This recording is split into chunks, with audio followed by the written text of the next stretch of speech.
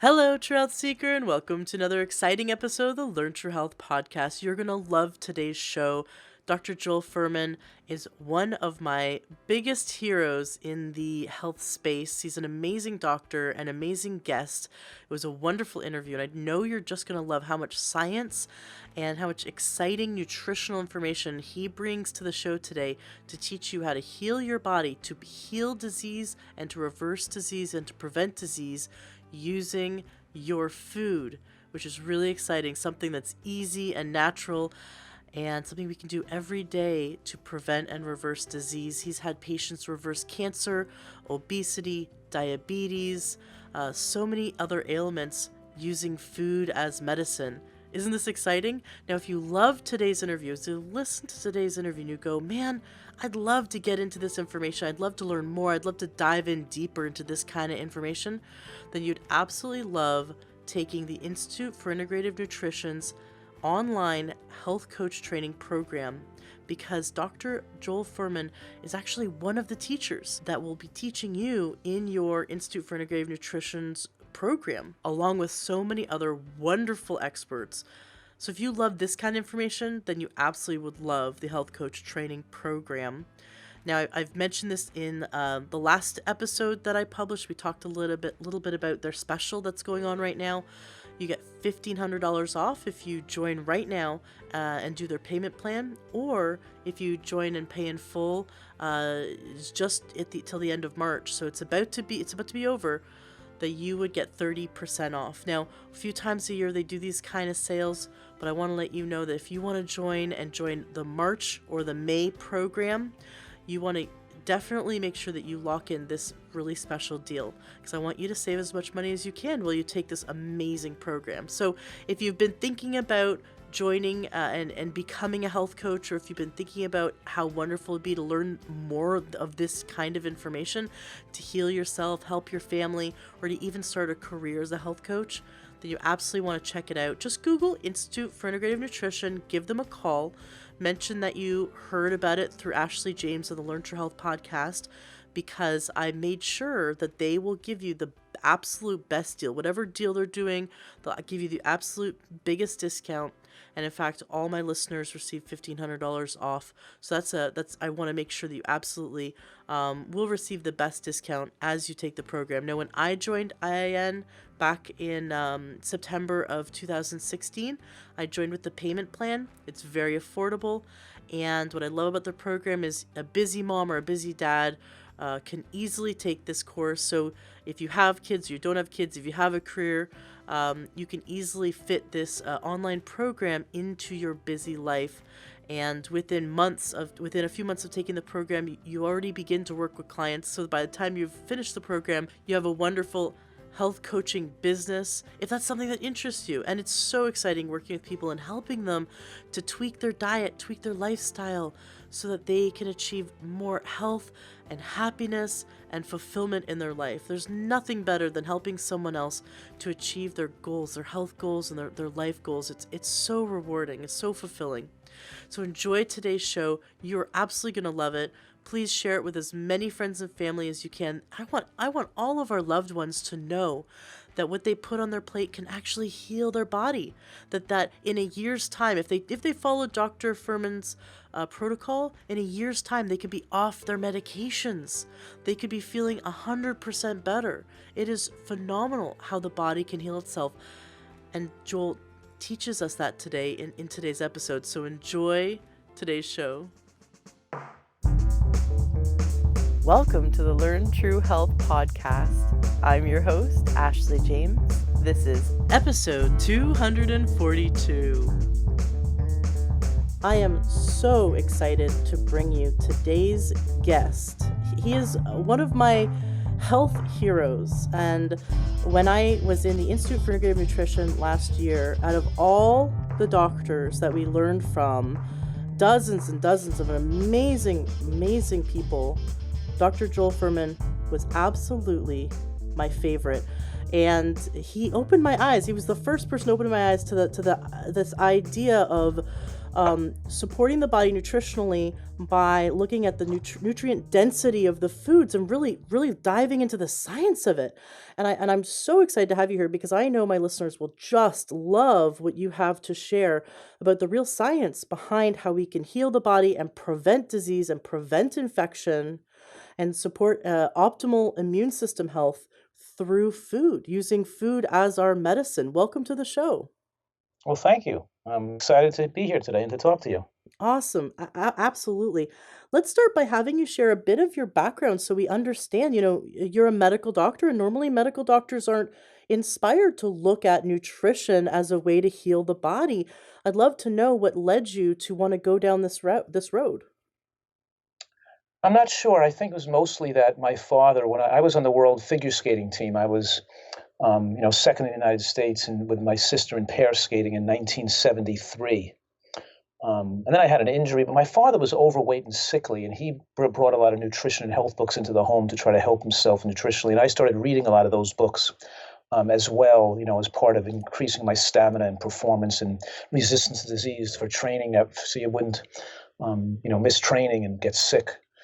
So I really embraced excellent nutrition through my teenage and years and in my young 20s. So when my athletic career ended, I floundered for a little bit. I worked in my family's business of 10 shoe stores. I graduated from college. I finally decided to go back to medical school again because I realized I had to go back to take the postgraduate pre-med program at Columbia because I wanted to go to become a physician specializing in nutritional medicine. So even back then, in my early 20s, I was thinking that I should change my career, and this would be an exciting and rewarding specialty because I knew back then that most people became sickly, developed high blood pressure, diabetes, headaches, autoimmune conditions, and many even mental illness due to nutritional ignorance and the American diet, which even back then in the 1970s was largely processed foods. Now it's up to over 65% of calories from processed foods, and now 1 in 5 Americans are mentally ill in response to obviously our junk food diet we're eating. And we have obviously an epidemic where most Americans are dying of these diseases of nutritional stupidity. Um, but back then, it was more avant-garde, or maybe, but I was excited about it, and never did I imagine a career as rewarding and fulfilled with as much impact on our country as I've had. And I'm very blessed and lucky to have been a positive role model and have such a positive effect on so many millions of Americans. So I'm So, very excited about the potential of, always been very excited about the potential of nutrition. as an athlete, that makes sense. You were looking to fuel your body to maximize your athletic performance. Were you surprised when you went through medical school that there was such a lack of appreciation and acknowledgement for nutrition and its role in repairing the body and preventing illness? No, not really, because I expected it. I knew that I was going to medical school and I was going to be learning information that doctors mostly are drug prescribers or they do surgeries or emergency care. And I recognized that what the knowledge that I had to gain was a specialty that's not taught in medical school. And I Mhm. had to mostly be self educated, but I didn't hide the fact that that was my purpose. And where I went to the University of Pennsylvania School of Medicine, and they assigned me mentors and people who had other physicians and professors on staff who also had interest in nutrition, so we could congregate and learn from each other. And they encouraged, and they were excited about me pursuing advanced knowledge in that field, but it was obviously separate from the rest of the class. It happened just like if a person wanted to be an expert in knee surgery, the whole class wouldn't learn about orthopedic knee surgery. It's more of a specialty. But even in medical school, a person knows they're going to be an orthopedist. They can spend more time hanging out with those specialists and pursuing extra knowledge in that field, like I did in the field of nutrition. So I made it my career to review and to study all the scientific literature in a comprehensive fashion about human nutrition. So I know all the studies that have been done and keep up to date on all the studies done in the field of human nutrition. Yeah, I think that your background as a doctor helps you to be an excellent researcher and scientist when it comes to collecting this information. Did you ever early on have aha moments, like when you discovered that maybe a certain food like mushrooms had incredible healing potential. Did you have any of these major aha moments that you can remember as you read through studies? Well, I guess you could call it that. I mean, it was always very fascinating to me, and to learn about all the different phytochemical factors and biological features of mushrooms we're talking about. For example, that they have angiogenesis effects. Excuse me, they have anti-angiogenic effects. That they have anti-fat storage effects. That the word angiogenesis means the growth of new blood vessels, and tumors secrete angiogenesis promoters so blood vessels grow into them so tumors can spread, and mushrooms inhibit that. They don't allow tumors to grow or spread.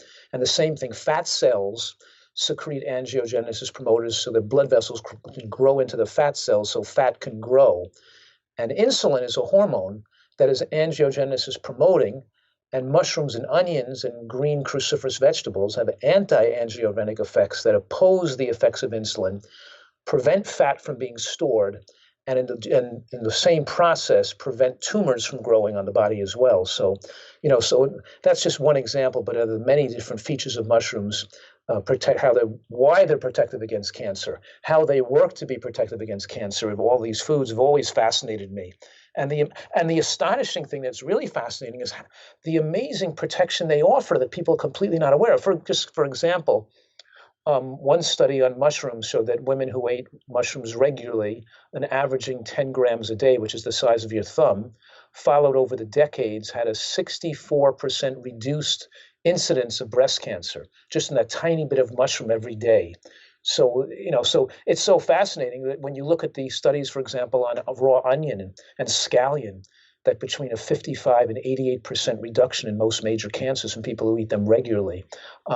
So the amazing protection they're offered, and of course, that's essentially, how should I say, at the centerpiece of my nutritarian approach is utilizing a full portfolio of all these foods that have been shown individually in scientific studies to maximally and radically protect against cancer. Now the question is, what if you put a full dietary portfolio together where you have all these foods that individually have shown to be the most protective, and you feature them all in a diet that removes the cancer-causing elements, of course. So we're talking here about we have the ability to win the war on cancer. We can wipe out more than 95% of all cancers. We can save millions of lives and millions of even this tragedy from people adopting this nutritarian approach. That's a dietary portfolio designed so people don't have to get cancer. I love it. And what about those who are listening who have cancer or who have maybe they know they have precancerous cells like cervical dysplasia or they're right now battling breast cancer? Does implementing your diet play just as an effective role at helping their body to fight the cancer as someone who's looking to prevent it? Thank you for that question, because I just presented a study. I just presented a lecture to a whole group of oncologists at a conference, and I was showing them the research that shows that the same foods that prevent cancer in scientific studies have been shown to prolong lifespan and prevent recurrence in people who already have cancer. Let me give you an example. That we take flax seeds, and the studies which followed, thousands of women for more than a decade who had breast cancer already, showed that those women who ate about a third of a milligram of lignin a day from flax seeds or chia seeds had a 71% decreased risk of dying of breast cancer over that 10-year period compared to women who did not eat lignins every day. Mm. And now keep in mind that two things. Number one, that a teaspoon of ground flax seeds has 7 milligrams of lignin. And this was women who were eating an average of a third of 1 milligram. They weren't even eating enough lignins, and it still showed a 71% decreased death rate from breast cancer, number one. And number two, the more the cancer becomes advanced, the less responsive it is to nutritional interventions. And the earlier in life you start an intervention, the more powerful is it protecting cancer. And this was still effective even starting it so late. And the third thing to keep in mind is when breast cancers are diagnosed by conventional means through mammograms and MRIs, they're already been there 10 to 15 years. They're not early stage cancers. We now have new technology that's emerging that's enabling to diagnose breast cancer perhaps 10 or 15 years before a mammogram can. There's now, Wow. in the next 5 years, medical care in this country is going to be revolutionized as we're able to diagnose cancers much earlier, finding out that most adult people in America over the age of 60 already have some cancer in their body. It's just not detectable or visible to the human eye. And it's not detectable to the human eye. It can't be seen in a mammogram or a CT scan or an MRI, of course. But the cancer is still there. But the point I'm making right now is that the earlier the cancer is diagnosed, the more susceptible it will be to nutritional interventions. And we don't want to use conventional medical approaches like chemotherapy and radiation and surgery on these cancers, because a lot of these cancers would never manifest themselves in a life-threatening condition anyway, because so many cancerous conditions just float around, on that in-between stage of life between not being aggressive and not being benign, but right in the middle. And like a lot of breast cancers don't necessarily kill people, but they get diagnosed with it, get treated for it, and the woman thinks their lives are saved, but they probably wouldn't have killed them anyway. And about 20 to 30% of cancers reverse themselves. Early stage cancers go back to becoming non-cancerous anyway, even with no treatment. But what I'm saying is when you institute this degree of nutritional excellence, now the reversal of early stage cancers become predictable. And you even show some reversal of later stage cancers as well. For example, in my medical practice, I'm thrilled by seeing, what's happened to some people over the years. Like, for example, one woman, she had ovarian cancer that spread to her lungs, a very advanced cancer, and obviously to the rest of her body. It was already great 4 liters of fluid in her lung from her ovary, and she was given about 3 months to live. And now it's 19 years later. She adopted my program, and she never had, and she's doing fantastic, and she's incredibly healthy. I even saw a woman who had metastases to the bones with breast cancer get totally well and have them go away. I mean, I've seen astonishing things. Now, I'm not claiming right now that most advanced cancers will reverse themselves. And I'm particularly making it clear that at the earlier stages, they're more predictably reversible. But I'm also saying that even in some advanced cases, you can see reversible of cancer. For example, I have one guy who had ulcerative colitis with 20 bowel movements a day, bleeding, and he got diagnosed at the same time with testicular cancer. And he was so young, they wanted to give him chemotherapy, and they wanted to put him on these drugs for his colitis. So he adopted what he did is he just went 100%, not even on my recommendations, and he got well from his colitis, and his testicular cancer went away completely with no treatment at all. It was just amazing. It just the tumor shrunk, it became benign, it got tested, it went back to normal again. So, I've seen over my last, I've been in practice 30 years, so I've seen a lot of amazing cases that are really exciting, actually. Oh, I love hearing those stories, and I love my listeners hearing those stories.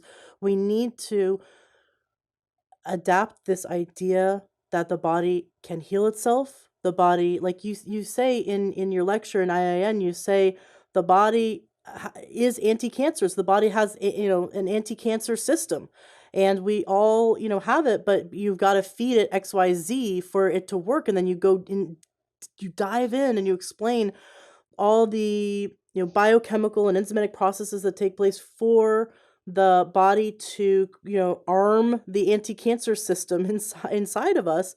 And it's so simple, and it's so affordable. Now, I'd love to dive into that, but first I want to know, since you just you shared that you were with these oncologists, how was your message received by them?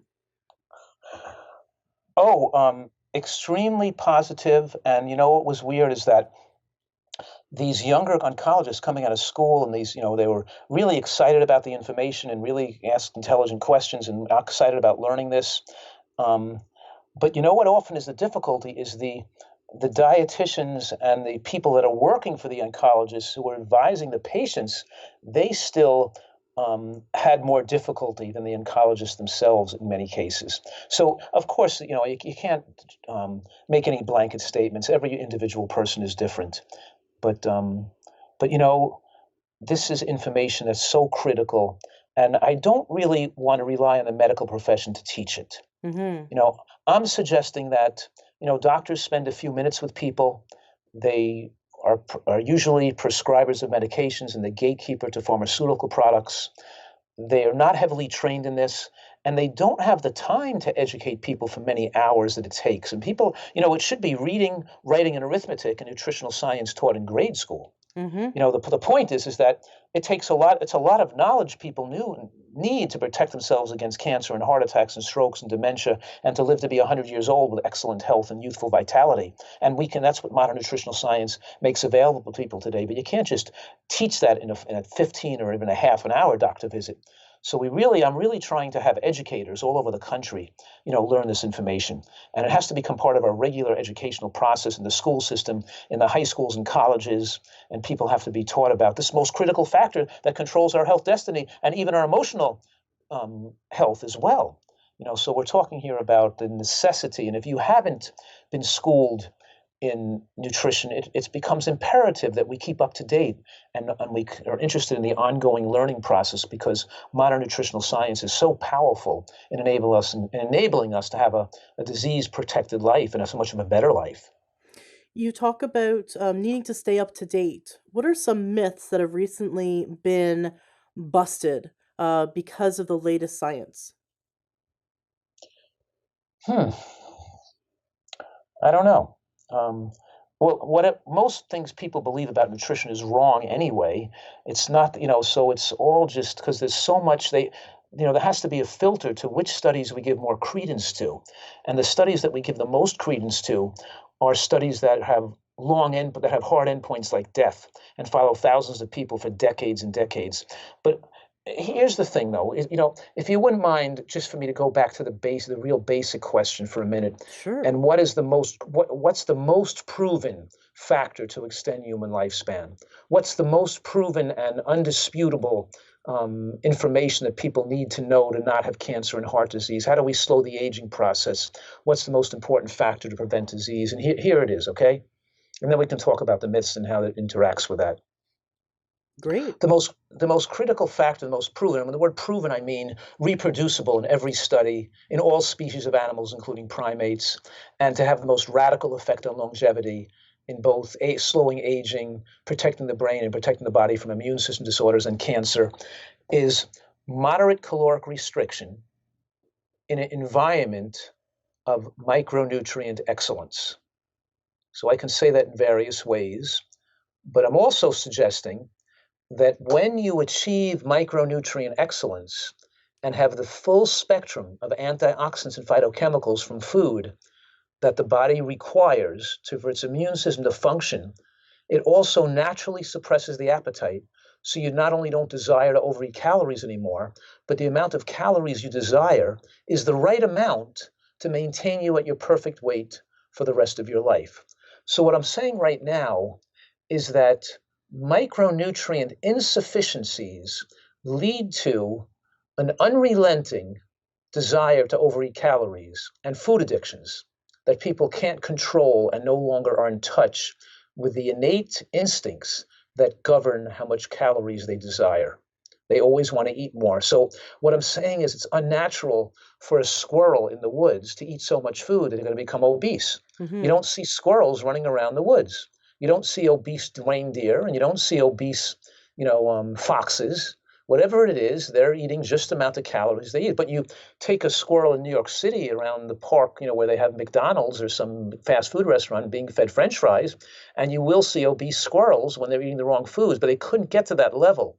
Even they wouldn't eat too many hickory nuts. In other words, whatever it is that just like we don't see obese humans in earlier human time. It's only in modern times with the growth of the processed food industry where we've removed the micronutrients from food and we're eating so many foods without fiber, without antioxidants, without phytochemicals in them, that we become toxic food addicts, food craving, and we become uncontrolled, and our appetite becomes uncontrollable. But in any case, the point I'm making now is regardless of the mechanisms involved, we have to achieve an excellent level of micronutrients, and we have to be exposed to the full spectrum of micronutrients that humans need for proper health and survival. And we have to do that without exceeding our caloric requirements, because any one of those things could lead to impairment of health. In other words, lack of nutrients, you could have excellent exposure to phytochemicals, be lacking one particular nutrient like B12 or vitamin D, and you can still achieve poor health and become demented or get medical problems. Or you could just exceed your calories by a little bit and take 15 years off your life. Just eating 50 calories a day too much could dramatically shorten your lifespan, because 50 calories times 365 days a year, right, is 1,500 calories a year. That's a half a pound a year. Over 10 years, it's 5 pounds. Over 20 years, it's 10 pounds. You just put on 10 pounds in 20 years, you just shorten your life by 10 years. But what if we just ate 50 calories a day too little over our metabolic needs? Then what would happen to us? Would we become too thin? Would we become too weak and too frail? And the answer is no. Your body would get to its ideal weight and it would stop losing, because it would slow its metabolic rate down. It would reduce its respiratory quotient, so we lost less calories through breathing. It would reduce its body temperature, so we lost less calories through heat. It would lower the thyroid a bit. It would maintain its lean body mass, and in fact, because you have a slower metabolic rate, it would age slower and be better at retaining muscle and bone mass as you age. And what I'm saying right now is, while most Americans are looking for fads and gimmicks to speed up their metabolic rates so they can eat more food and not get fat, the real facts, or the real science that leads to slowing the aging process and enhancing human longevity and promoting, is eating slightly less food so we can slow down the metabolic rate, not speed it up, so we can eat less food and not get too thin. When I learned that from you, this concept that lower metabolism, the helping the body's naturally going to downregulate the metabolism to maintain muscle mass, and that is the key, one of the keys to longevity. That Right, this idea of eating a low calorie, nutrient dense diet feeds the body and keeps everything clean. I mean, think about it. If our body has to process all the food we eat, that creates like the toxins our body then has to eliminate. So if we're sitting there eating a 13-ounce steak, our body has to like process all the toxins that happen, kind of like if you're running your car in your garage, right? You're you're right, you're letting off all of these toxins on a cellular level. And so this idea of you're just making sure that the body's getting all the nutrients it needs, all the micronutrients, but eating the least amount of calories possible within that, so that the body then isn't burdened by the byproduct, the toxic byproduct of having to handle too much excess food. When I first started studying your work, after I watched your videos and audios from the IIN, the Institute for Integrative Nutrition's health coach training program, and bought your books and just got really excited about all the information you're sharing. At that time, I was eating more paleo, ketogenic. Meat was the main centerpiece of my diet. And I could not wrap my brain around not eating meat for every meal. There was something in my brain that went, I can't do this. There's no way on this earth I could not eat meat at every meal. But I was open to trying to trick my brain into liking it. and and through the last year, I've been interviewing so many people that have come forward saying, we can get so much of our protein from legumes, beans, nuts, and seeds. And look at the cow. The cow gets its protein from grass. Like why just skip the middleman and just get your protein from vegetation? And so my whole family, including my husband, who was the world's biggest meat eater, went meatless, and I still eat eggs, but we have found that we eat less and I cannot believe everything you say, it's true. We have a giant salad for lunch, like this gorgeous, as many vegetables as I could get in there, and we love it, and we're so full, and we sometimes don't even want dinner, like we're just so full. And I'm just noticing that I'm eating less and less.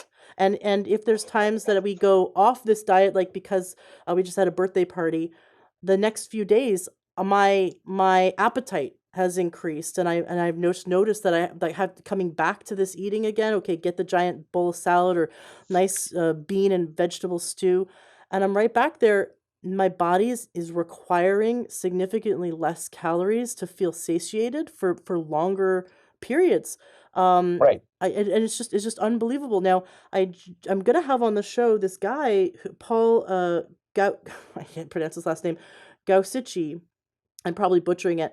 He's an amazing gardener. You can watch the film Back to Eden Gardening. It's free on YouTube. It's a documentary about this way of almost everyone. If you have a backyard, you can actually grow fresh fruits and vegetables for your family, even in a small space.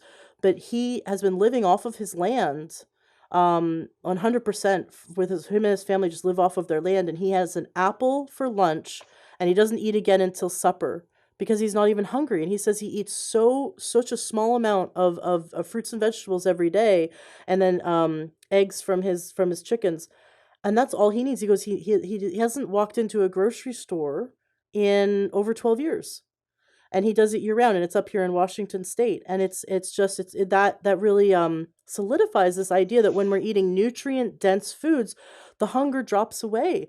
The body goes, great, I got all the building blocks, thanks, I don't need to eat for another 4 to 6 hours, I'm good.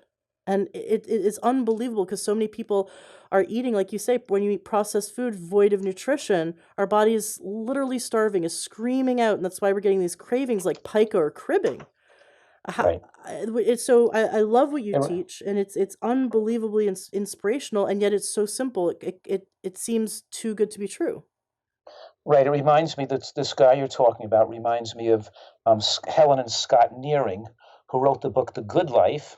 He lived in Maine, and he built a stone greenhouse, and he showed that you could survive on all the food that he picked Maine. He was an MIT scholar and an economist, but he wanted to show people that without any much money, and even living in the coldest area in the United States, even the northern part of the United States, you could still grow enough food to survive and have a good life with just by what you could grow in your own backyard. Oh, And I he love it. and he lived, and by the way, he lived to be 101 years old. His wife died of a car accident in her late Oh. 90s, but she still was in her late 90s.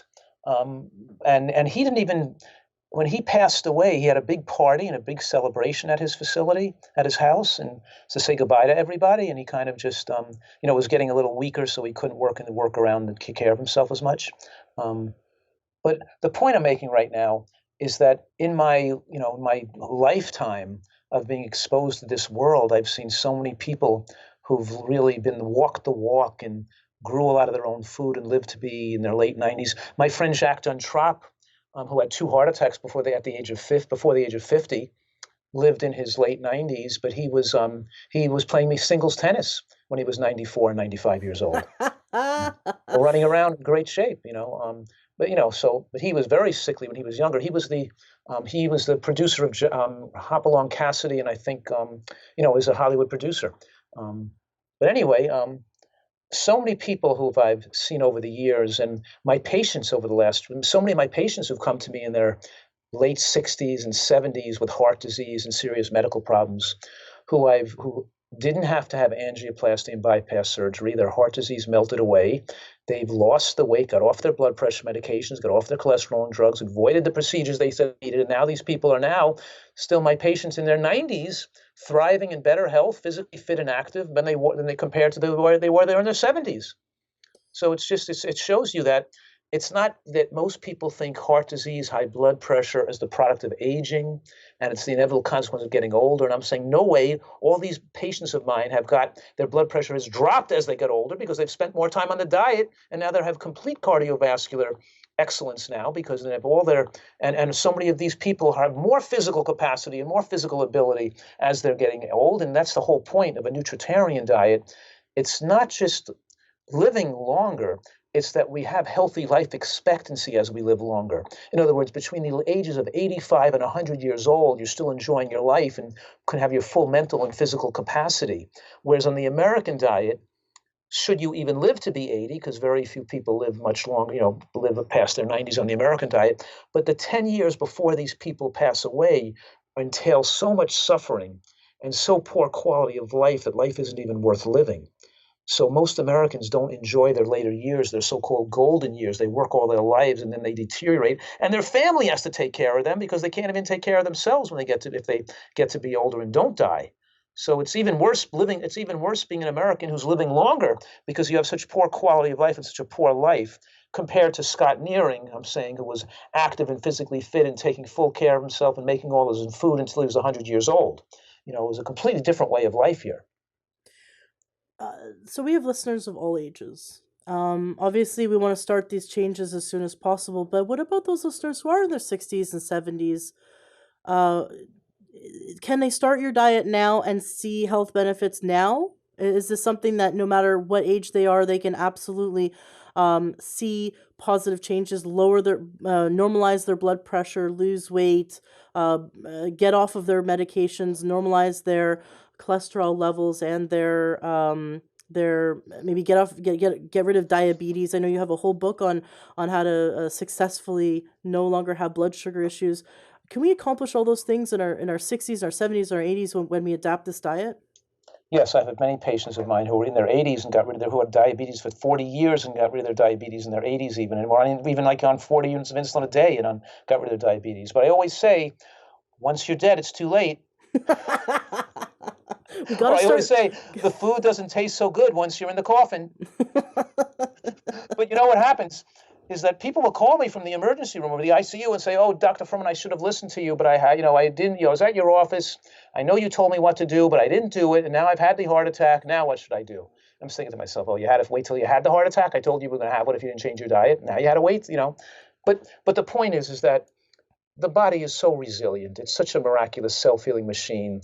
I have so many people who've had advanced heart disease after heart attacks, after stent placements, after angioplasty, after they were sent home to die. I could give a couple of cases right now I can remember where this one lady had 3 heart attacks in a 4-month period. She literally couldn't get up out of a wheelchair because she couldn't walk at all without having excruciating chest pain. And they couldn't do anything for her, but they had, anymore. They just about sent her home to die. She's lost 120 pounds that first year. So her body weight went from 240 to 120 that first year. And she's dancing, gardening, where for 2 decades, she was a medical cripple. Now she's got her life back again, fully active, taking exercise classes, taking dance classes, for making her own vegetable garden at half her body weight without heart disease. Or another guy, just for example, who actually lost 140 pounds in 1 year. I'm not just giving you these examples because it just happens to be the amount of weight he lost, but he didn't have to, there's a lot of people who've lost 50 pounds, 40 pounds, 30 pounds. But the point I'm making is that he had a bypass surgery that clogged up again in 4 years, and then they give an angioplasty after the bypass 4 years later, and then it re-occluded in just 6 weeks. And they couldn't fix him because he had so much chest pain. It was scarred up. And so they sent him home to die. Just about sent him home on a bunch of medications and couldn't. He was on disability, couldn't work anymore. He Googled me and communicated through my member center on the website. And he followed the program, and he lost. His blood pressure on 2 medications was still high, and now off medications 1 year later. This was 2009. From 2008, 2009, and then he's off medication with normal blood pressure. His cholesterol on Lipitor was still high, off Lipitor a year later with an LDL of like 70, with no medication. The point is everything normalizing. He's doing great. He's physically fit. He got his health back, and now here he is 10 years after that, enjoying his life. He wouldn't have had these last 10 years, and he's probably going to live another 30, another 20, 30 years, whatever. But the point is, he wouldn't have had a life to enjoy. And so many of these patients have been their life restored to them. They didn't have to wait till they got that sick. They didn't have to wait till they were almost near death. But nevertheless, they were still able to reclaim their health, which is actually a miracle, Absolutely a miracle. I love that message because it lets all listeners know that no matter where they are in their life, start now. And we can, within the next year, see incredible changes in their health. Now, you talk this diet, when we look at it, it looks like the ultimate anti-cancer diet, but it's also the ultimate immune system booster diet. It really arms the body so the immune system is incredibly strong, incredibly robust, and healthy. Are you seeing that when people who have autoimmune disease get on this diet, that they're able to reverse their autoimmune disease? Yes, definitely. In other words, that's right. The same diet style that protects against cancer and dementia also improves our immune function. I guess what I'm saying right now is that most of these chronic illnesses that plague Americans are not predominantly genetic, and they're not just luck, and they're not the consequence of aging. They're mostly from nutritional ignorance and from American food, from eating American food.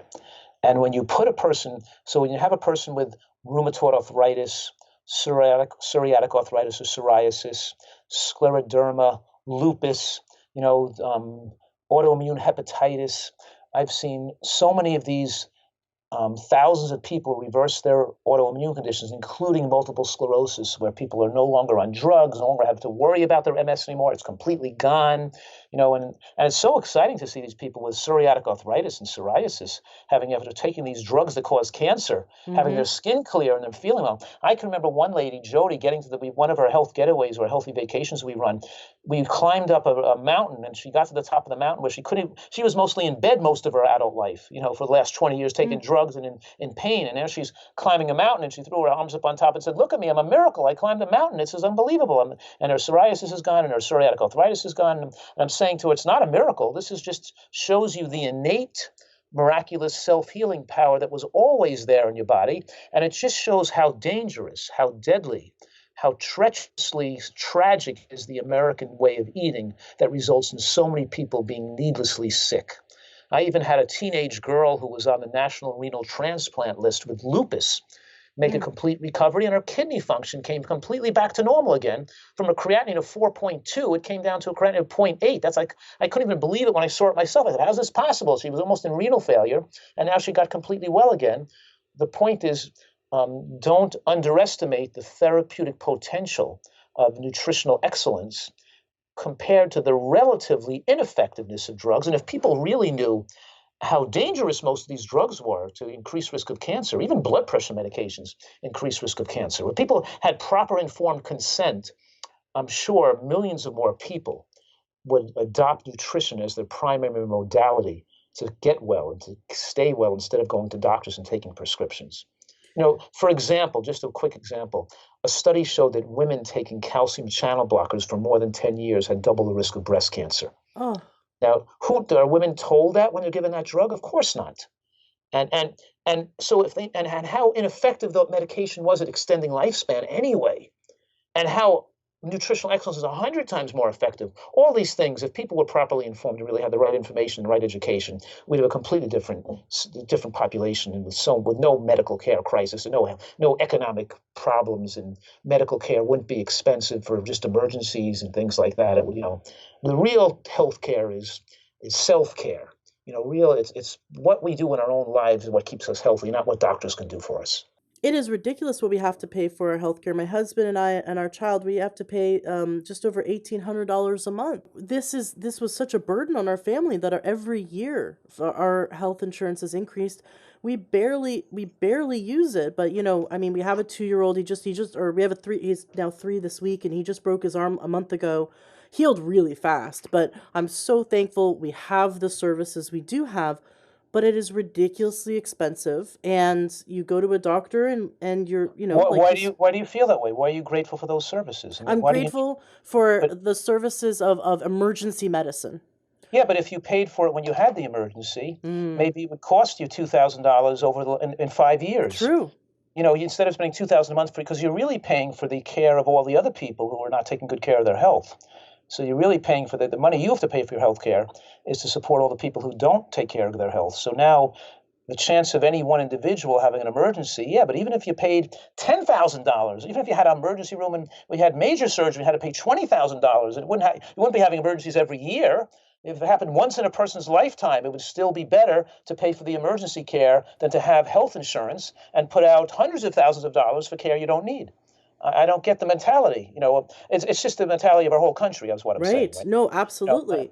Absolutely. And I'm from Canada originally, where 48% of our paycheck goes to the social services, like the medical system, and you only have one choice. You only have the medical system that's available. And if you wanted alternative medicine, most of it's not covered. So in addition to paying almost half your paycheck in Canada, we have to then go out, and Canadians expect that they'll pay additional money for other doctors that would be, or other healthcare professionals that be outside of that program. And it's a broken system. We're absolutely supporting a broken system. The agriculture system is broken. The food industry is broken. It is this giant juggernaut that is, all the money and the lobbying is perpetuating ill health, and also ill health of the planet. And your diet not only is incredibly healthy for the planet, but it's also the better option, the healthiest option. Right. I'm trying to give people the tools they need so they're not dependent on doctors and physicians and alternative practitioners. In other words, we should have the knowledge ourselves to take care of our health. And if sure, you're in emergency situations, but doctors can't give us health, and we're not going to buy health with any kind of health practitioners, unless they're living with us and making the food with us in our kitchens. I'd love you to come make me a salad. I bet your salad would be awesome. Absolutely. Come over to my house for dinner. Okay, everybody listen, come over to my house for dinner. That would be wonderful. Now, you talk about the different causes of cancer, and your statistics are really eye-opening. This idea that if a woman has been on 25 antibiotics over a period of 17 years, that it doubles her risk of breast cancer. And if she'd only been on between 2 and 25 antibiotic prescriptions, so within a 17-year period, just 2 in 17 years, it increases her risk 1.5 times for breast cancer. Looking at just the prevalence of the drugs that's being prescribed, and also now we're seeing that it's almost 50% of us right now are expected to have a diagnosis of cancer in our lifetime. This is a really big, scary thing. And you also talk about that hormones, drugs for autoimmune disease, and immunizations within the first 2 years of life increase our risk of cancer. And this diet is going to be the biggest tool to help us to combat all the maybe medical mistakes we've made in our past. Yeah, I'm saying, of course, and medical care contributes to cancer in a lot of different ways, whether it's radiation, antibiotics, blood pressure medications, drugs for the immune system. When you have autoimmune conditions, all these drugs increase cancer. The first lecture I heard in pharmacology class in medical school was they said, never forget that all drugs are toxic. They work because they're poisonous. They interfere, block, or some natural body action. And when we look at natural substances from the natural world, herbal products that have pharmacologic effects to speed up the heart or slow down the heart, take away pain, give you more energy, put you to sleep, wake you up, the efficacy is proportional to the toxicity. It's the natural toxins or poison that are the efficacious part of the natural plant. The nutritive part of the plant doesn't do anything pharmacologically to people. And the point I'm making right now is we want to live in a manner to avoid needing pharmacologic substances, either natural or made in the laboratory. And the other thing, of course, is that when we live healthfully, we avoid the need to take drugs, which then increase the risk of cancer. So, it all works together, in a way that's just is sensible. It's healthier to avoid care and avoid physicians and to keep yourself in great health, so you don't need that kind of care. Can you talk a bit about this process, the antioxidant response elements, the entire process, so that okay, here's this a big salad, let's say a big salad with like lots of variety of vegetables and mushrooms and maybe some beans on there, some seeds, and I eat that salad. What happens in the body that arms the body to boost the immune system and prevent cancer? Yeah, can you imagine? I'll answer that question in a flash, but it just reminds me. Can you imagine what would happen to the American population if everybody in America had a big salad for lunch with beans and onions and cruciferous greens like arugula on top or cabbage on top, and they used the nutter seed-based dressing to get some fats to facilitate the absorption of the phytochemicals, and they said what you said earlier, that on the weekend make a big pot of vegetable bean soup or stew and have that with your lunch too, maybe a piece of fruit for dessert. If all of America changed their lunch, if that's all anybody did in America was change their lunch to a giant salad, a nice bowl of vegetable bean soup, and a piece of fruit, if that's all they did, we'd probably revolutionize healthcare in America. We'd probably cut heart attack rates in half, cut cancer down by 60%. And don't forget, breakfast is a smaller meal anyway, and dinner should be your lightest meal of the day, because another lifespan expanding technique is to go to bed at an empty stomach and increase the catabolic window at night is a major lifespan enhancing immune supporting tool.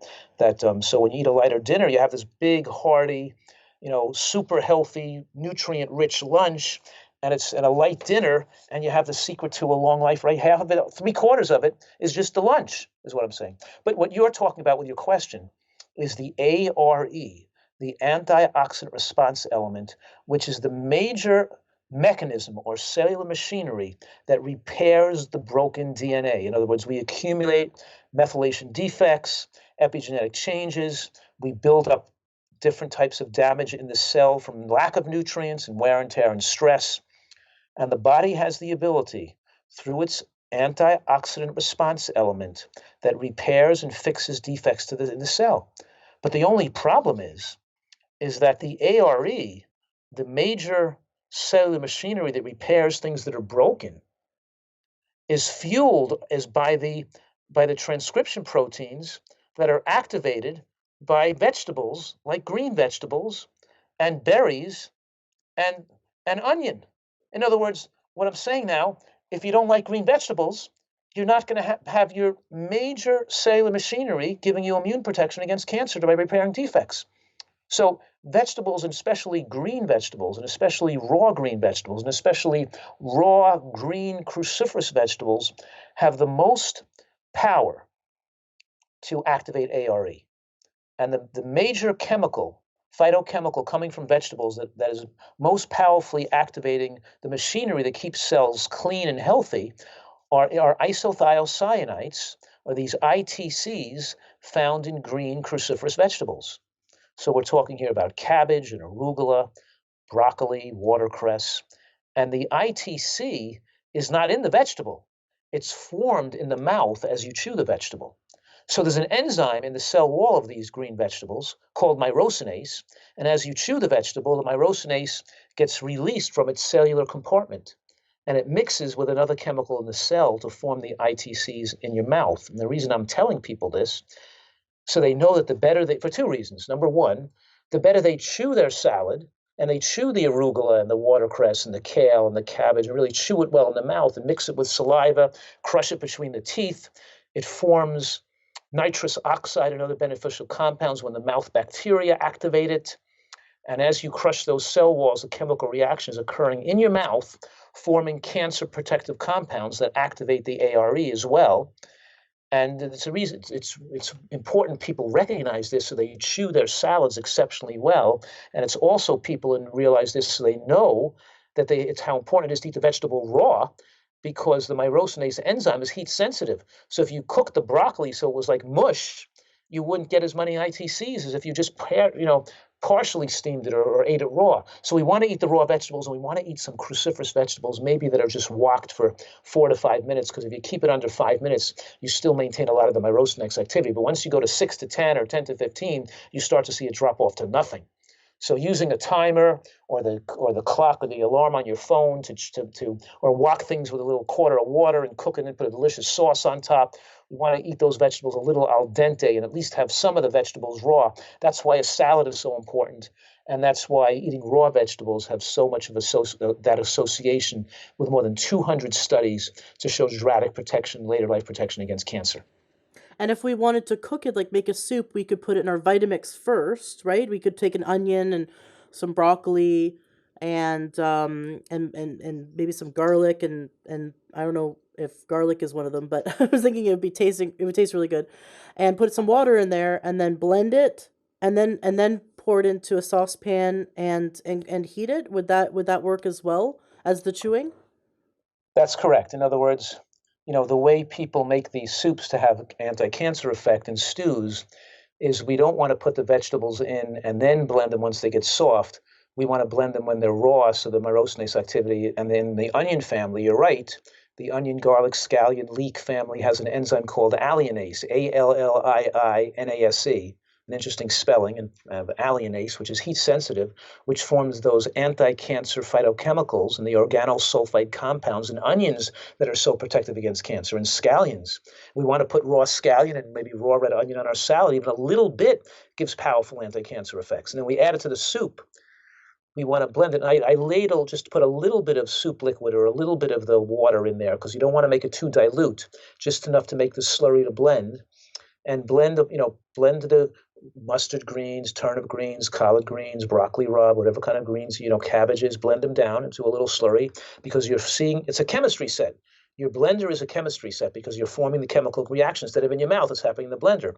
Now when you pour, then same thing when they form those organosulfate compounds. When you cut an onion, it makes your eyes tear. It's the sulfenic acid and the organosulfate compounds are forming as you cut the onion. And the onion has more anti-cancer compounds close to the root and close to the skin. You don't want to take too much of the paper off. You just want to take the paper off and not throw away too much of the outer section. And you want to cut it as close to the root as possible to get the full anti-cancer benefit. And you want to blend it while it's raw, put it in your salad, and then blend it separately, maybe than the greens, with a little bit of water as possible, and pour those into the soup. Now, the heating of the soup is not going to destroy the isothiocyanates, and it's not going to diminish the potency of the organosulfate compounds from onions, but it would have inhibited their formation if the onion or the greens were not blended or crushed all the way before you added them to the soup.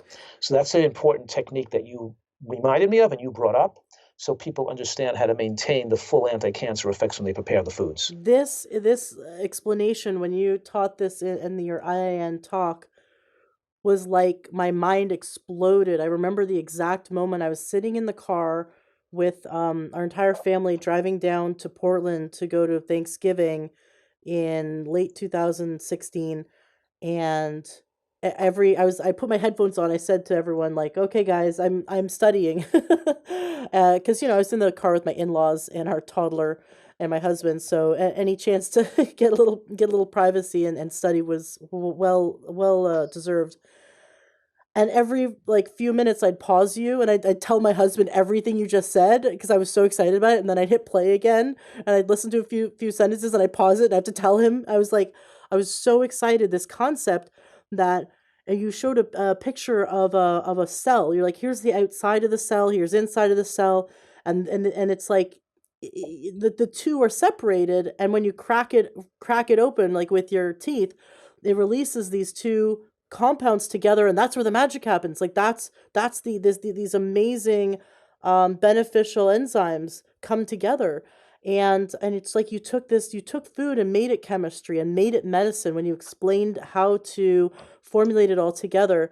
Now it kind of makes sense now why the raw food movement and why juicing, because I imagine it also happens with juicers, right?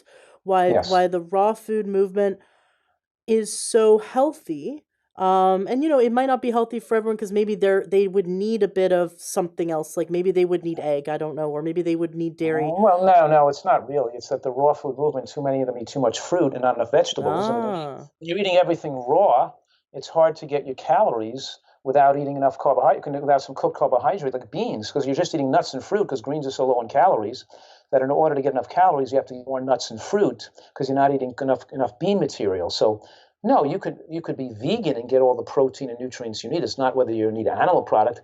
It's that beans and some cooked vegetables slow down digestion and enable some people that require more protein or more calories. Some people thrive on a raw food diet, but some who have higher needs for taurine in particular, without the cooked vegetables and cooked beans in their diet, might not thrive. And a lot of some raw food their diet is so fruit heavy, and the fruit heavy diet is not good for the long-term immune system into the later life. So where a nutritarian diet is designed, can be vegan or near vegan, and supply people even as they age with enough protein and all the right nutrients, so they're not going to be just like they're not going to be at risk for a young child who is growing. And some of the vegan diets are too low in protein for a growing child, but right. when you include the nuts and the beans and the healthy fats and all these things, you can still design a vegan that's very healthy, even for an elderly person or a growing or a young child. I love that you point that out, and because you mentioned beads, I know that recently you had published an article about the dispelling the myths around the book The Plant Paradox. So Steve Gundry came out with a book where he's saying, "Oh, watch out for the lectins and the phytic acid," and people are now avoiding beans and nuts and seeds and because of the anti-nutrients. I'd love for you to dispel that myth. Yeah, I do see it as kind of irresponsible and a scam that's being perpetrated on people to be proposing that. I don't see it as being honest. So I'll describe it a little bit. Number one is that if there was one food that's been shown in every long-term study to extend human lifespan, it's beans. all the blue zones are heavy bean eaters. All the centenarians, the people who live the longest in the world, eat beans, number one. And the Nurses' Health Study, the studies that follow people for decades, and women who ate beans in the Nurses' Health Study, women who ate beans regularly had the lowest risk of breast cancer, 50% lower risk of breast cancer, women who weren't eating beans. The point I'm making is that we give studies more credence if they include many thousands of people and they go on for decades, and they use hard endpoints like cancer or death to discern the differences from one way of eating and another.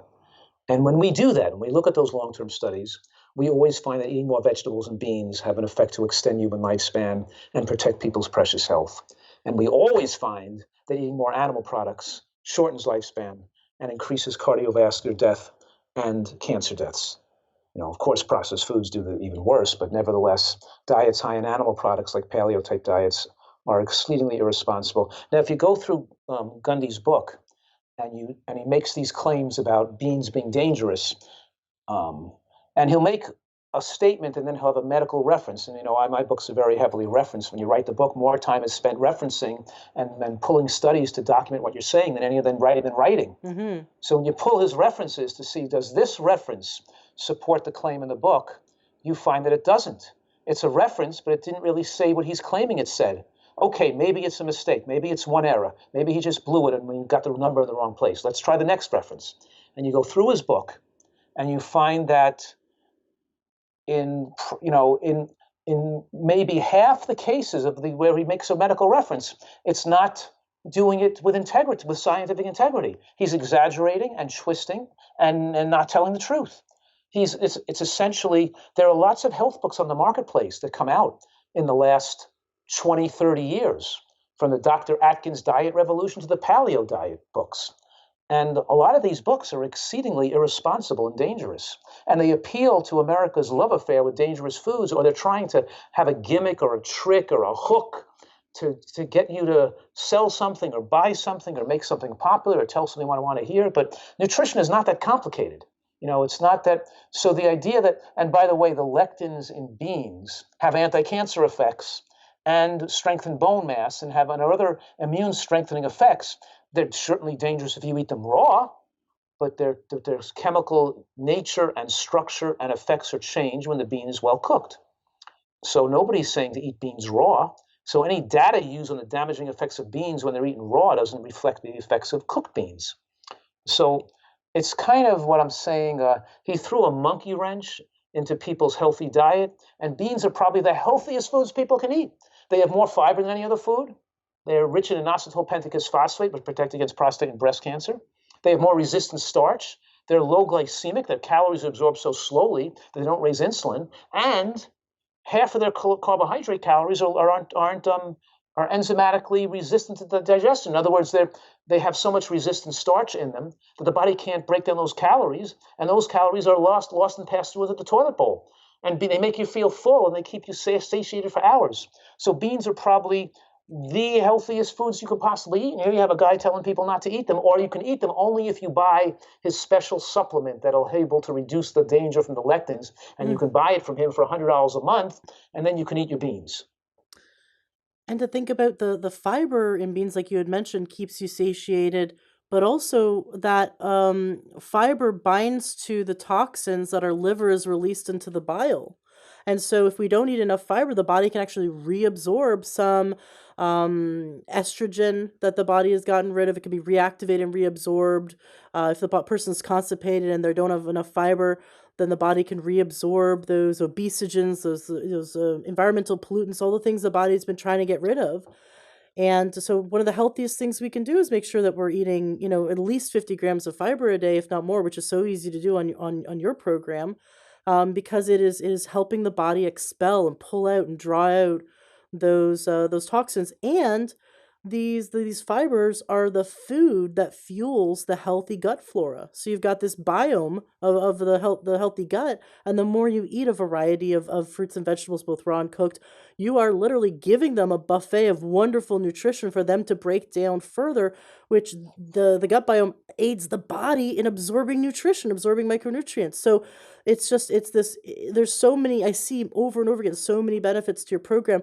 Now, let's just go through it so that people know how to eat your program. I love your acronym GBOMBS because my husband learned it really fast and he repeats it back to me. He's looking for the GBOMBS in his salad bowl. So what are GBOMBS so we can eat them every day? Right. Well, GBOMBS, that acronym GBOMBS, refers to those foods that have been shown in scientific studies to have the most protection against cancer. And of course, GBOMBS stands for greens, beans, onions, mushrooms, berries, and seeds. And we did talk about flax seeds earlier. But saying one more thing about beans is because their resistant starch can't be broken down by digestive enzymes, they become fermented by bacteria in the gut, and they become a prebiotic or fuel for the growth of healthy bacteria. Mm-hmm. And when you regularly eat beans, it thickens the microbiome of healthy bacteria that adhere to the villi. And these four foods, the two raw foods and the two cooked foods, the two raw foods are, we mentioned earlier, are the leafy green vegetables and the onion, the raw onions family. And the two cooked foods are the beans and the mushrooms that we eat cooked.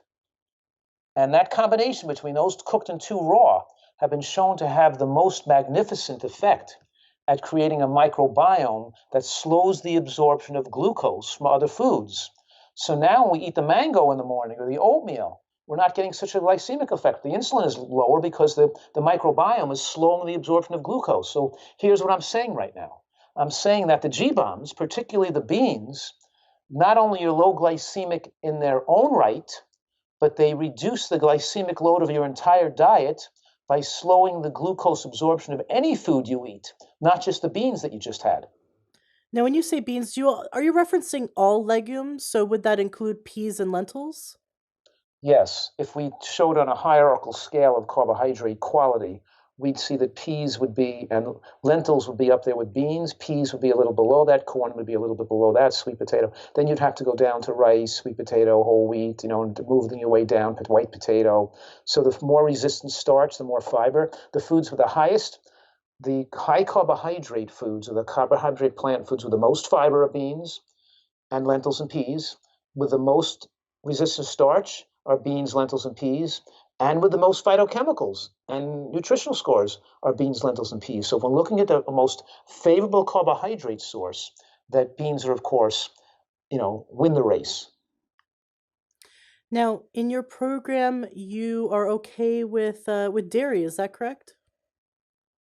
No, I want people to, well, we talked about the first principle of a nutritarian diet, which has to do with nutrient density and achieving micronutrient excellence without exceeding our caloric requirements. We talked about that. But the second principle of a nutritarian diet is for your diet to be hormonally favorable. That Mm-hmm. means we don't want the body to be producing too much estrogen or too much insulin or too much IGF-1 or insulin-like growth factor 1.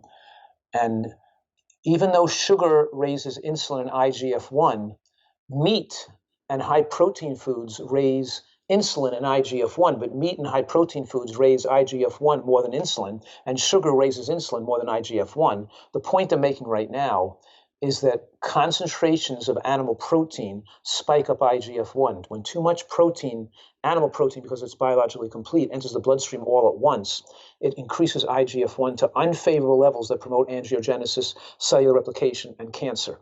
So diets lower in animal products, held to a lower amount. We're talking about below 10% of calories in all the blue zones, and perhaps the maximum longevity, maybe even 5% or less. But what I'm saying right now, in response to your question, is that dairy products raise IGF-1 even more than other animal products do. So there's a link between the consumption of dairy and breast cancer, more so than there is the connection between chicken and fish and breast cancer. So that in countries like have the highest breast cancer rates, you can see in the Scandinavian countries, Norway, Sweden, Denmark, the highest dairy consumers always have the most breast cancer. So no, I do not recommend people eat a lot of dairy. I'm very concerned that cow's milk is made to rapidly grow a calf, and cow's milk products raise IGF-1 levels too high in humans. They're too growth promoting, and those type of foods should be used very sparingly or not at all. And I want people to generally restrict animal protein and get most of the protein from plant foods for the same reason why we're restricting dairy products in general. It makes total sense. And even seeing that there's a direct link between type 1 diabetes or type now 1.5 diabetes and the consumption of dairy, that there's an autoimmune component, that I mean, think about when we breastfeed. I was a big advocate of breastfeeding, learning all about it when I had my child, that the first 6 months, my naturopath explained this to me. My first 6 months of breastfeeding was I was literally the immune system for my baby. That I was handing my immune system over to my child through breastfeeding. I have a natural immunity to German measles because I had it. It came up. I had it as a kid. It showed up on my blood work. My naturopath said, "Great, you're a kid now. You're passing that immunity on and all the other immunities through my breast milk." And here we are drinking the milk of another animal, which is basically drinking another animal's immune system. And that made no sense. And all the hormones, the growth hormones to make a calf turn into a 400-pound cow. And we're, Yeah, I much prefer alligator milk. Or chicken milk. You just throw the chicken into the blender with a little water and some ice cubes and some fresh vanilla. Oh, God. I'm sorry, just my stupid jokes. No, but it helps people to understand. It's like we were brought up in a system where everyone drank milk, and therefore we've been drinking milk for 6,000 years. Therefore, it's okay. Well, no, not really. I mean, maybe we started drinking milk because it was that or die of starvation. There Well, actually, were. if you look at the data here, the average American consumes between 40 and 50 pounds of milk and cheese a year. Oh. 50 pounds of cheese a year to now. And if we look at 100 years ago, Americans consumed per capita less than 5 pounds a year of cheese. People couldn't afford we factory farm this stuff and make it in such large amounts. Years ago, people didn't have access to all the cheese and melted cheese and dairy products. It was never available like this in years ago. You can get a little bit out of but the point they're making now is that people are eating more oil, more sugar, more meat, more cheese, and less vegetables today because they're eating more processed foods. 65% of the American diet is now processed foods out of bags and cans and jars and boxes and at a fast food restaurant. So we're really committing suicide with food, and we got to get back to eating a diet that's mostly, as you said earlier, if you can, you're lucky enough to have the opportunity to grow a lot of your own food and to buy food locally from organic farmers and to get back to nature as much as you can, then we can live a life without fear of heart attacks, strokes, and dementia, and also without fear of getting cancer as well. And so you talk about oil. Obviously, you said you want to get your healthy fats from nuts and seeds in your salad because that aids the body in absorbing those nutrients. But what about oils? There's so many people that say coconut oil is amazing or olive oil is so healthy for you. What are your thoughts on these? And of course, I know your thoughts are backed by science. Right. I mean, it's just as you say it. It's so utterly ridiculous. It's it almost is striking that how what people want to believe. In other words, I can say to anybody just using common sense. I mean, what do you think's healthier, eating the whole walnut or taking the oil out and throwing away the fiber and all the nutrients and just having the oil from the walnut? Well, here's the point: is that there's a study done, and it calls the Prevamed study, where they followed people eating more olive oil. And the people who ate more olive oil had lower heart attack risk compared to people eating butter. But now we take the people off the olive oil and put them on more nuts and seeds, the heart attack rates drop by 60% further. Even though, because oil is better than butter doesn't make it a health food, people are saying, well, coconut oil, olive oil, sure, they might be better than some other food you can eat, but they're not compared to the whole food.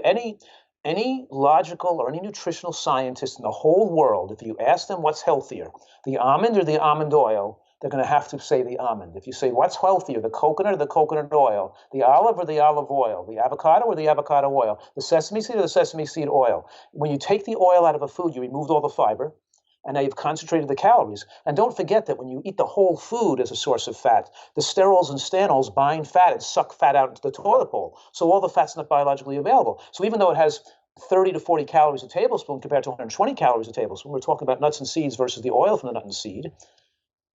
When you eat the nut and seed, it just turned down your appestat. You didn't want to eat more food because the fiber makes you feel full. When you eat the oil, because it's absorbed so rapidly, and there's no sterols, stanols, no significant nutrient load, and no fiber, you don't reduce your appetite at all.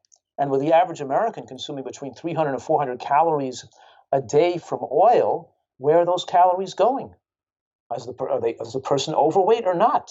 Don't forget, 70% of Americans have a BMI above 25, and 85% have a BMI above 23. We have an overweight population thinking that oil is the most fattening food on the planet, without doesn't reduce the appetite, thinking it's a health food. Whereas if people switch their oil consumption and instead of a salad dressing made with oil, if they made the salad dressing made with nuts and seeds, the scientific studies show heart attack rates drop by 50%, sudden death rate drops by 60%, body weight goes down, risk of diabetes goes down. Incredible health magic occurs when people eat nuts and seeds instead of oil.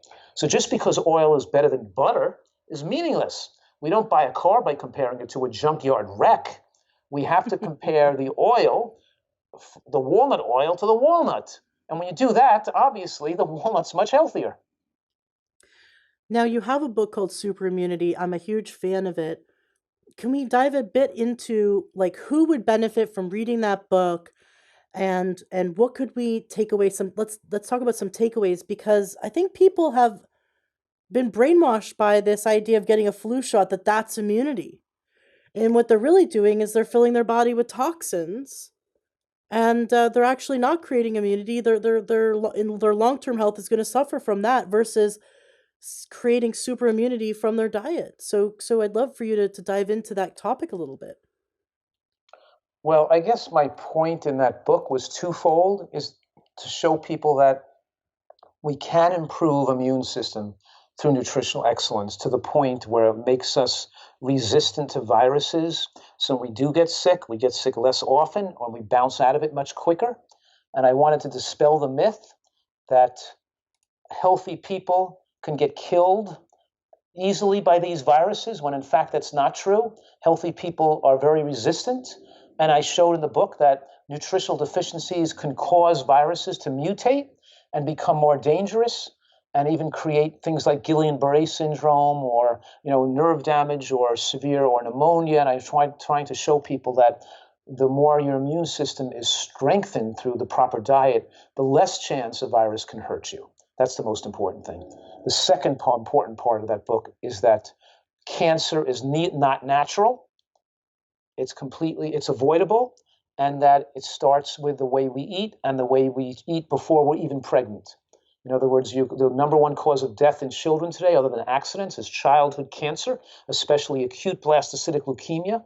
And that's caused by the lack of green vegetables in the mother's diet before she conceives the baby. In the years before she even became pregnant, the green vegetables in the diet could have negatively affected her eggs. And then this nonsensical thing we do with folic acid and folate, we tell women to take folic acid when they're pregnant, which spikes up cancer rates, because not only is folic acid synthetically derived from petroleum not to behave like folate, not only is it produce cellular replication, promote cancers, but it doesn't let people know that they have to eat green vegetables to get their folate. So instead of having the health authorities been telling people the importance of green vegetables to get their folate, they can now take it in a pill, so they don't eat green vegetables. They don't eat green vegetables, and now they get kids with cancer and autoimmune conditions and childhood learning disabilities and autism, because we have women not recognizing that there's no substitute for green vegetables, which are super high in folate, and nutritarians eating a diet so high in folate don't need to take folic acid. They don't need to have neural tube defects, and they don't have kids that have cancer or brain tumors. So we're talking about tremendous tragedy that occurs because we're always looking for a pill to solve our problem, instead of really a thorough understanding of the real causes of the problem. By the way, just to make that a little more complete, is that eating processed meats and also contribute to childhood cancers when they're eaten by the mother prior to conception. So we can say the fast food diet, pastrami, hot dogs, bacon, increase the risk of you having cancer, your child having cancer, even when you eat the foods before you get pregnant. Amazing and scary and terrifying and eye-opening. In my book, I have my most recent book called Fast-Food Genocide, which describes the link between fast foods and mental illness and even criminal behavior and drug addiction. But the statistics show that even one serving of commercial French fries a week, just one serving a week, increases risk of breast cancer later on in life by more than 26%. Amazing. And of course, the World Health Organization is now in agreement that processed meats and fast foods and fried those are at least fast foods and commercial meats are class 1 carcinogens by the World Health Organization, which means it's not a probable carcinogen, it's a definitive carcinogen that's in the same category as asbestos and cigarette smoking. Once in a blue moon, my family and I go to Red Robin, which is like a local kind of high-end burger joint, and we get sweet potato fries. And we think, oh, it's sweet potato. It's so much healthier than regular potato fries, right? Until I heard that the oxidative oils from the fried food stay in the bloodstream for 32 days after consuming one serving of fries. Just because they're sweet potato doesn't mean they're all of a sudden not fried. Well, And so I'm like, well, we bake our sweet potatoes from now on. Like we bake our sweet potato fries. We don't fry them. right, So they're right, of sweet potato course. bakes. But just that, like, how many people think it's okay once in a while to eat fried food, and they don't realize that for 32 days it's actually doing damage to their cells. For 24 hours a day for 32 days it's doing damage to their body. Just like you said, one serving a week, because people think I can go treat myself, I can go have some chicken wings, and chicken wings are fried, and then they Right. have They don't. some. But when you buy it from a fast food restaurant, it's more dangerous than if you had made it yourself. Mm, Because when you buy it in a fast food restaurant, that oil is being heated for hours at a time, and maybe they're cooking a lot of people's meals. They might cook, 1,000 people servings of that vegetable in the same oil, and the oil being reheated over and over again for such a long period of time causes more carcinogenic changes, more aldehydes, more acidity. It's so dangerous that even working in a fast food restaurant and inhaling the fumes from even working in a movie theater, inhaling the fumes from a popcorn maker and the fast food fryers are still dangerous because the oils are heated for so long at such high temperature. I wanted to once take my son to a McDonald's to use a play area because it was raining, and my husband said, under no circumstance will our son ever enter McDonald's. I do not want him inhaling those heterocyclic amines. And I turned to my husband, and I was beaming with pride that I had rubbed off on him. That's funny. You guys are good students of my work. Now, I haven't read your latest book, The Fast-Food Genocide. I'm really Oh, excited about it. you Tell got us to a read bit. that book. There's so much information in the book that's eye-opening that'll just astonish you, and you'll say, and it's such an interesting read. It's not going to be as bestseller as my other books, maybe. I don't know, who knows, but because people love books on weight loss and living longer, but but this is a book called Fast Food Genocide. It goes through the whole history of food in America and how food is destroying our country. It's real, taking away people's right to the American dream, decreasing our intelligence, our creativity, increasing risk of mental illness and depression. And so it Mm. really, how destructive it is to American society. And who's talking about all these mentally ill people shooting people up and killing people across America? And what nobody's talking about how fast food and junk food and candy contributes to mental illness and depression and schizophrenia and psychosis and all this stuff either. And it's absolutely well established. In other It, words, what I'm saying is that yeah. the brain is an organ, just like you hurt your liver. You think people think you hurt your heart, you hurt your liver and your kidney, but it doesn't hurt your brain. Of course, it hurts the brain when you eat this junk. That makes total sense. I've been really frustrated with this whole like anti-gun movement, not because I'm pro or against guns. I'm against the stupidity of only blaming guns when clearly their guns have been around for hundreds of years. I mean, like the kind of guns that we've had access to. I know they're getting more complex, but think about it. When I was a kid, I'd never once in my life, growing up in the 80s, I never ever heard of a school shooting ever. I mean, it was just not unheard of. And now every month, it's got to be deeper than that. I mean, and then we look to and we see that most shooters are on medication. I'm not blaming the medication. I'm saying they are so sick they sought help and they got on Well, medication. one in Why are they five so Americans. sick? That's Why right. are One in why five Americans are mentally ill. how many? One in five Americans have mental illness now. One in five. What was the statistic like 30 years ago? 1 in 100. Oh my gosh. Now, so we're talking here about an explosion in mental illness that paralleled the explosion in the fast food industry and the commercial food industry, which started after World War I and World War II.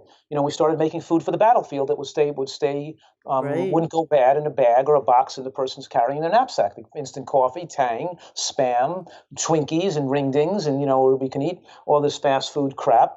And now commercial convenience stores and fast food restaurants sprung up in the 1950s became very popular, and now a large percent of our population. And so what I'm saying right now is the link between candy and junk food and later life crime and criminality is well established. And I could say that link is stronger between drug use, drug abuse, and crime than the link between poverty and drug abuse and crime, a link between bad parents or lack of parents or social isolation or lack of economic circumstances. There's no better link between criminal behavior and drug abuse and than candy consumption and junk food in childhood. The number one link.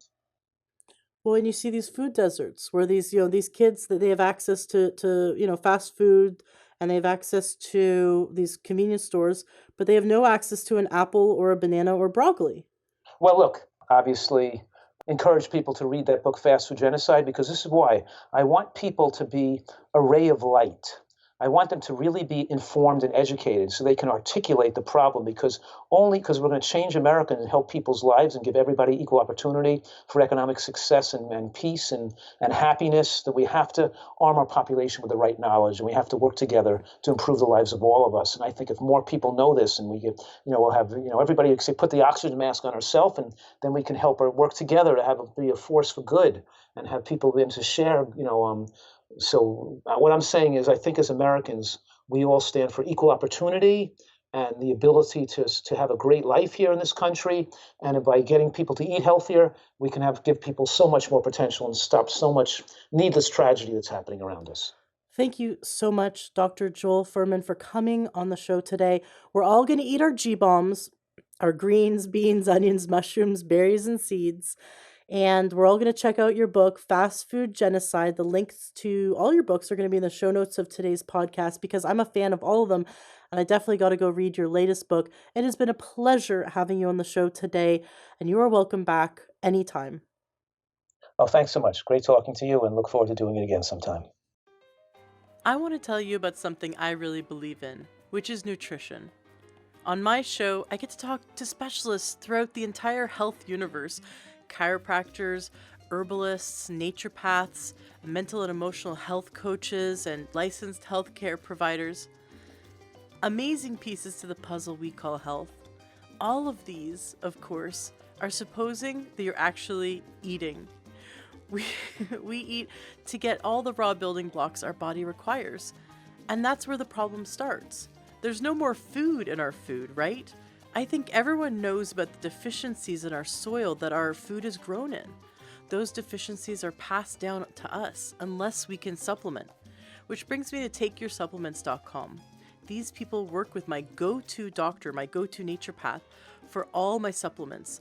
I've used them for 7 years. My family and I love them. They work. And if you'd love to address your nutrient deficiencies and figure out what supplements are right for you, then you definitely want to go to TakeYourSupplements.com. You put in your information, and within 24 hours, one of their health coaches contact you, and for free, will talk with you and figure out exactly what supplements are best for you, the highest quality for the lowest price that fit into your budget and address your nutrient needs. They're amazing coaches. I've known them for years. I love them. They're wonderful people. They have a huge heart, and they really want to help you to dial in your supplements and your diet and your lifestyle to achieve your health goals. So go to TakeYourSupplements.com and put in your information now. That's TakeYourSupplements.com. You will be very happy you did. Hello, True Health Seeker. I have a very exciting announcement. I have spent over a year, I've spent about 14 months collecting all of my information that I use with my clients for ending anxiety, and I created an online program. I'm very excited about it. We just launched it. And for you, for free, I have a webinar where I teach you 2 powerful mind tricks for removing anxiety, ending worry, and controlling fear so it stops controlling you and your life. In my free webinar, you will learn what causes anxiety and how to stop it, the science behind the mind-body connection, overcoming fear of public speaking, getting unstuck, ending that fear of things not working out, ending procrastination and overwhelm, and feeling excited, grounded, and calm instead of fear and worry. I have so much to teach you in my free webinar, and I'm really excited for you to come check it out. Go to freeyouranxiety.com/webinar. That's freeyouranxiety.com/webinar, or look in the show notes of today's podcast and you'll see the link there so you can jump into the webinar and learn all these wonderful, powerful tools that will end your anxiety and create excitement and happiness instead. Go to freeyouranxiety.com/webinar and sign up now, and I look forward to seeing you in the next live webinar.